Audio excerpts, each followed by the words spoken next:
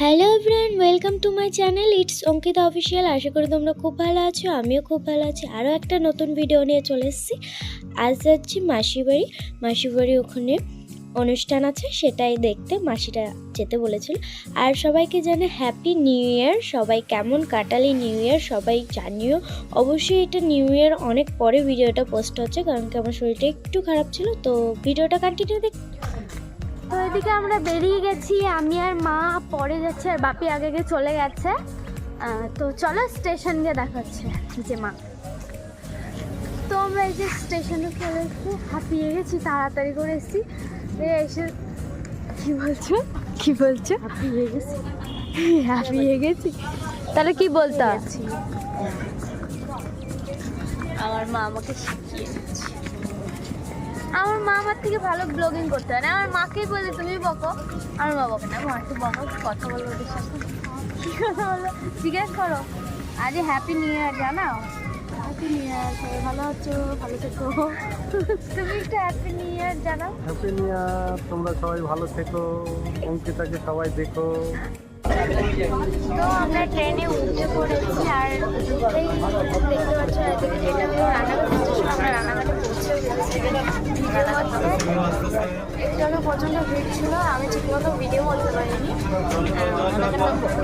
আমরা রানাঘাট নামবো না, রানাঘাট স্টেশন চলে এসেছি সেটা বলছি।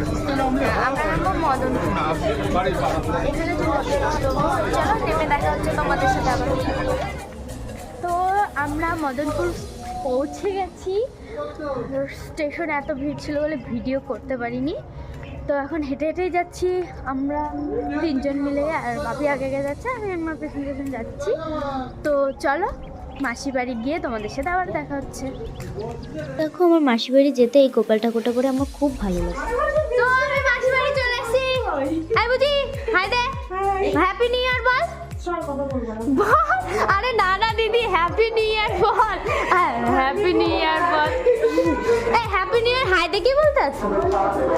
নিউ ইয়ার জানিয়ে যা সবাইকে, বলো সবাইকে হ্যাপি নিউ ইয়ার। সবাই ভালো থেকো, সবাইকে সাপোর্ট করো। ভালো আছি। হ্যাপি নিউ ইয়ার। হ্যাপি নিউ ইয়ার। আমার মাঝে বলা শিখে গেছে। তো এখন আমরা সবাই মিলে যাব হলো অনুষ্ঠান দেখতে।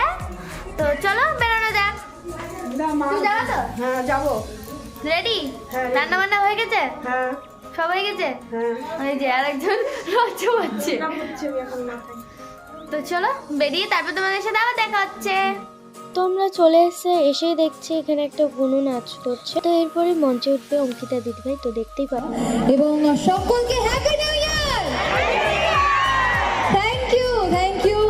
নতুন বছর পড়েছে, আমি চাই শুধু এই বছর নয়, এখানে উপস্থিত প্রত্যেকটা বছর খুব ভালো কাটুক, সবাই সুস্থ থাক প্রত্যেকটা বছর, কারণ সুস্থ থাকলেই সব কাজ এমনি হয়ে যাবে। তো চলুন নতুন বছরের আনন্দ নিয়ে আমরা সরাসরি চলে যাই পরবর্তী গানে। তো তারপরে উঠে গেছে রাহুল দা, দেখতেই পাচ্ছ। উঠেই আগে হাই হ্যালো করে নিল। সবাই কম বেশি চেনো 2019-এর রাহুল দত্তকে। তো আমার খুব দাদার গানও খুব ভালো লেগেছে। তো আমি অনুষ্ঠানটা খুব এনজয় করছি। আর তোমাদের ভিডিওটা কেমন লাগছে অবশ্যই জানিও। তো ভিডিওটা কন্টিনিউ দেখতে থাকো।